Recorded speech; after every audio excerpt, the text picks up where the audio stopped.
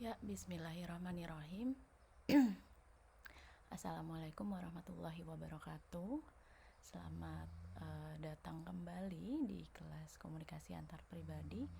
Pertemuan ke-12 hari ini saya akan membahas mengenai interpersonal power and influence. Jadi teman-teman perlu diketahui ya bahwa ada yang disebut dengan kekuatan interpersonal dan pengaruhnya gitu. Mungkin kalian ketika akan menyampaikan pesan ada pertimbangan-pertimbangan khusus di mana posisi kita ini akan mempengaruhi cara mengirimkan pesan kepada orang lain gitu. Oke, kita langsung aja lihat di sini ada beberapa prinsip ya.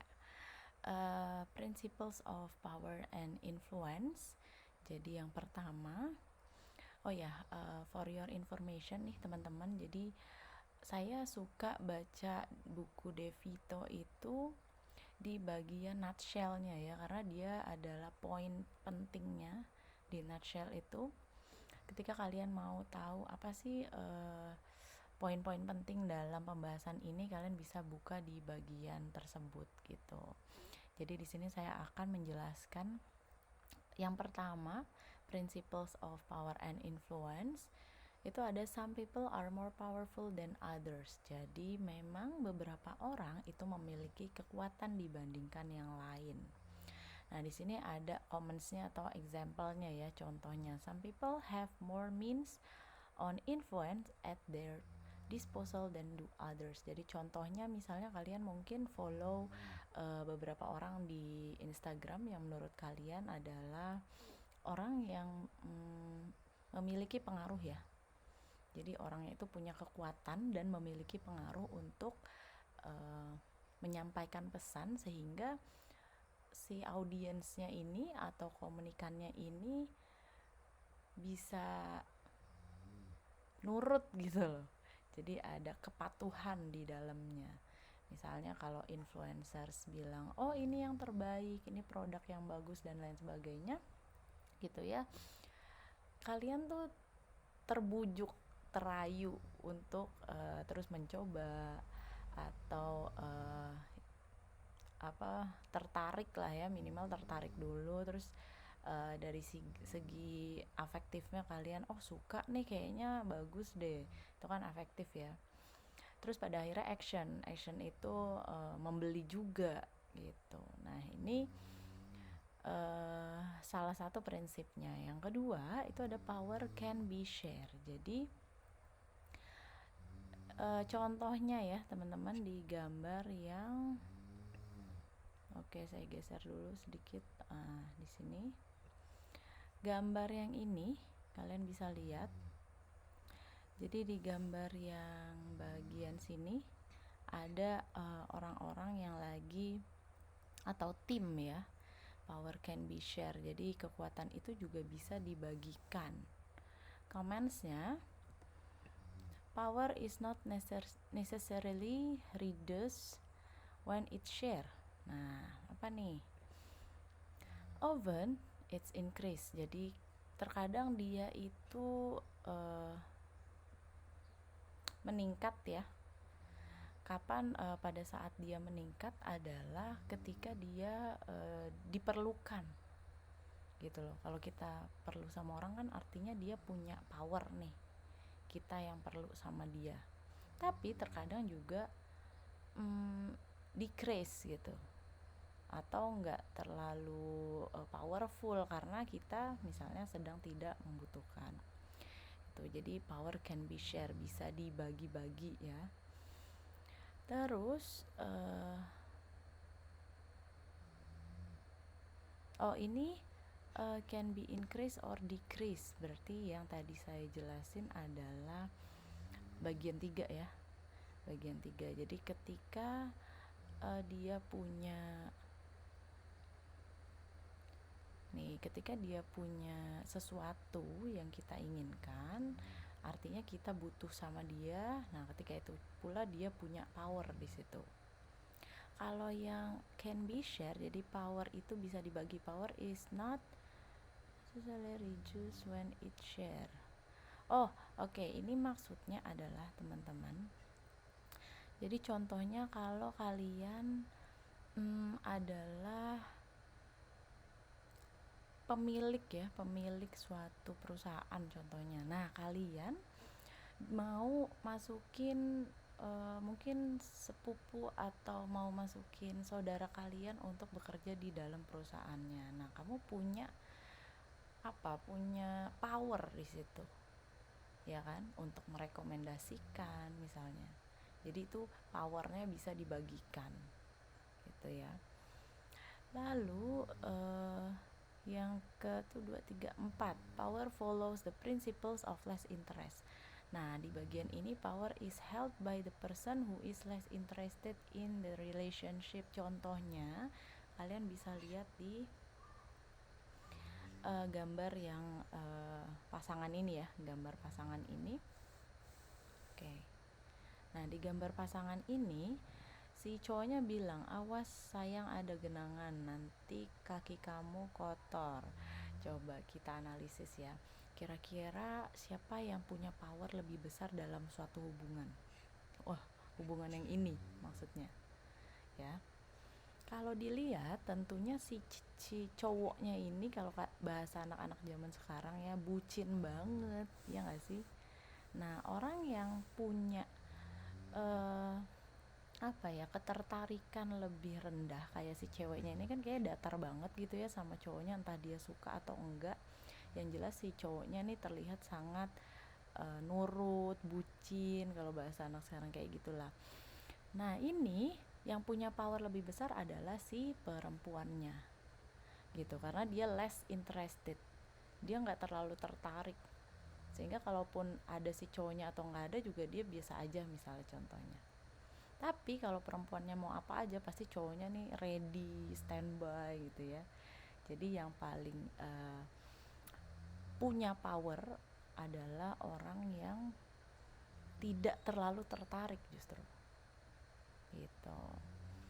Terus karena ini alasannya ada the person who can walk away most easily, karena orangnya bisa ya pergi aja tanpa beban gitu loh, karena dia nggak ada rasa apapun, ya kan, less interested kok, biasa aja tuh. Terus selanjutnya power generates privilege. Nah, ini yang banyak dibahas ya teman-teman.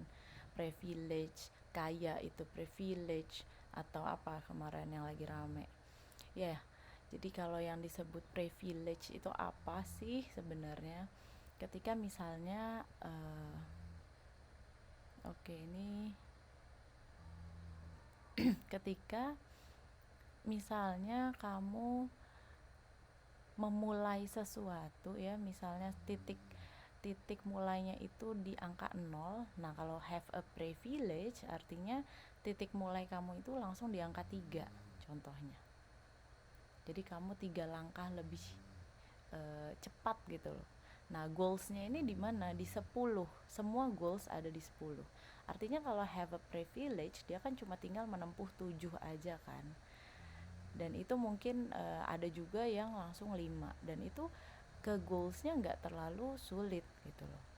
Tapi kalau misalnya kamu dari titik startnya itu adalah dari 0, artinya kamu kan harus menempuh perjalanan 10 langkah. Nah, menurut saya nggak perlu kita terus berkecil hati ya ketika kita harus melalui proses sepanjang itu. Toh itu akan memberikan banyak pelajaran gitu teman-teman. Jadi learning is process itu benar banget. Ketika kita mencapai sesuatu dengan proses yang panjang, banyak hal yang kita pelajari. Ketika kita jatuh, kita juga nggak terlalu nggak terlalu shock gitu atau kaget, sehingga kita juga bisa mengatasi rasa misalnya ya kecewa kalau lagi drop itu kan, atau misalnya mengatasi rasa ketakutan, khawatir gitu, karena kita udah melalui misalnya yang lebih sakit dan yang lebih parah daripada itu gitu. Jadi di sini the more powerful person can do more things and break more rules. Jadi kalau orang yang punya power lebih besar itu biasanya bisa break the rules ya. Nah, daripada orang yang tidak punya power. Ini comments-nya di sini. Nanti kita bisa bahas juga ya mengenai privilege, ini juga bagus nih. Dan studi case-nya tuh banyak banget gitu. Terus yang terakhir ini ada power has a cultural dimension. Nah, contohnya the meaning and effect of power differences. Contohnya adalah misalnya yang perempuan sama laki-laki nih ya. Di sini kan di beberapa budaya ya, cultural itu kan di beberapa dimensi budaya. Masih ada yang ya tentunya kalau di Indonesia juga masih ada lah ya yang menganut misalnya kalau laki-laki ya udah mencari nafkah di luar. Terus perempuan selain mencari nafkah, perempuan juga harus mengurus rumah misalnya. Udah kerja di kantor, dia juga harus mikirin ini itu segala macam lah ya. Itulah keunggulan dari multitasking of woman gitu. Jadi biasanya bisa memikirkan hal-hal lain ketika bekerja gitu loh. Ketika kerja mikirin anak, ketika kerja mikirin uh, keluarga dan lain sebagainya gitu. Ini contoh aja teman-teman dari yang cultural dimension itu dari segi gender ya. Jadi di sini kalau kita lihat juga ada beberapa budaya yang patrilineal, ada matrilineal. Jadi kalau patrilineal biasanya laki-laki lebih powerful daripada perempuan. Nah, kalau matrilineal itu kebalikannya.